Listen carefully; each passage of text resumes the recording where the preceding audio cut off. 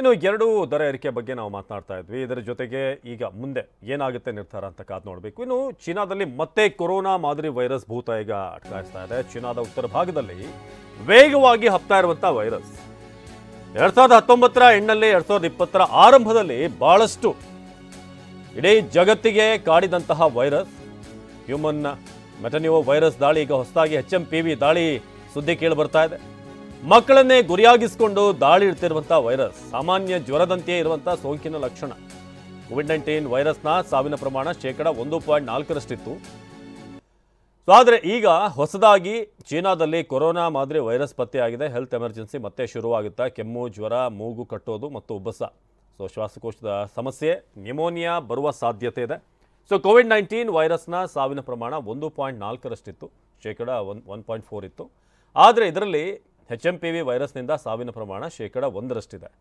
HMPV ಹರಡುತ್ತಿರುವಂಥ ವೇಗಕ್ಕೆ ಆರೋಗ್ಯ ತಜ್ಞರು ಕಳವಳ ವ್ಯಕ್ತಪಡಿಸಿದ್ದಾರೆ. ಇವರಿಗೆ ಹೆಲ್ತ್ ಎಮರ್ಜೆನ್ಸಿ ಘೋಷಣೆ ಆಗಿಲ್ಲ ಚೀನಾ ಸರ್ಕಾರದಿಂದ, ಆದರೆ ಬಹಳ ವೇಗವಾಗಿ ಈ HMPV ದಾಳಿ ಇಡ್ತಾ ಇದೆ.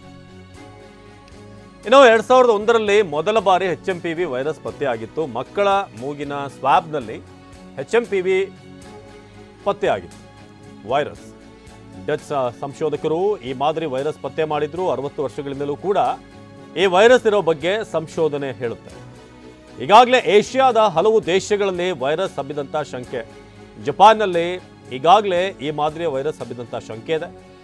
ಜಪಾನ್ನಲ್ಲಿ ಒಂದು ವಾರದಲ್ಲಿ 94,259 ರೋಗಿಗಳು ದಾಖಲಾಗಿದ್ದಾರೆ. ಕೇವಲ ಒಂದೇ ವಾರದಲ್ಲಿ ಆಲ್ಮೋಸ್ಟ್ 1,20,000. ವರ್ಷಗಳ ಹಿಂದೆ HMPV ಪತ್ತೆಯಾದರೂ ಕೂಡ ಇದುವರೆಗೆ ಲಸಿಕೆ ಮಾಡಿಲ್ಲ ಅದಕ್ಕೆ.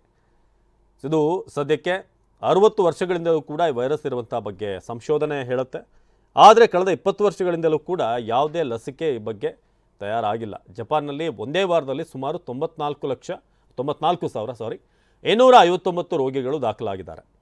ಚೀನಾದಲ್ಲಿ ಮತ್ತೆ ಕೊರೋನಾ ಮಾದರಿ ವೈರಸ್ನ ಭೂತ ಈಗ ಹಬ್ತಾ ಇದೆ. ಒಂದಷ್ಟು ವಿಡಿಯೋಗಳು ಚೀನಾದಿಂದ ನಾವು ಗಮನಿಸ್ತಾ ಇದ್ದೀವಿ. ಹಾಗಾಗಿ ಈಗ ಜಪಾನ್ನಲ್ಲೇ ಈಗಾಗಲೇ ಮಾದರಿ ವೈರಸ್ ಹಬ್ಬಿರುವಂಥ ಶಂಕೆ ಇದೆ. Human metapneumo virus, HMPV. ಚೀನಾದಲ್ಲಿ ಮತ್ತೆ ಕೊರೋನಾ ಮಾದರಿಯ ವೈರಸ್ ಏನಾದರೂ ಹಬ್ಬುತ್ತಾ ಅನ್ನೋ ಭಯ ಕಾಡ್ತಾ ಇದೆ. ಮತ್ತೊಮ್ಮೆ ಆ ಮಾಸ್ಕ್, ಸೋಷಿಯಲ್ ಡಿಸ್ಟೆನ್ಸ್, ಒಂದಷ್ಟು ಪದಗಳನ್ನು ನಾವು ಮರೆತಿರುವಂಥ ಪದಗಳನ್ನು ಮತ್ತೆ ನೆನಪು ಮಾಡುತ್ತಾ ವೈರಸ್ ಅನ್ನೋದು. ಈಗ ನಾವು ನೋಡ್ತಾ ಇದ್ದೀವಿ, ಈಗ ಚೀನಾದಲ್ಲಿ ಮತ್ತೊಂದು ಹೆಮ್ಮಾರಿ. 2001ರಲ್ಲೇ ಮೊದಲ ಬಾರಿ HMPV ವೈರಸ್ ಪತ್ತೆಯಾಗಿತ್ತು ಅಂತ ಗೊತ್ತಾಗ್ತದೆ.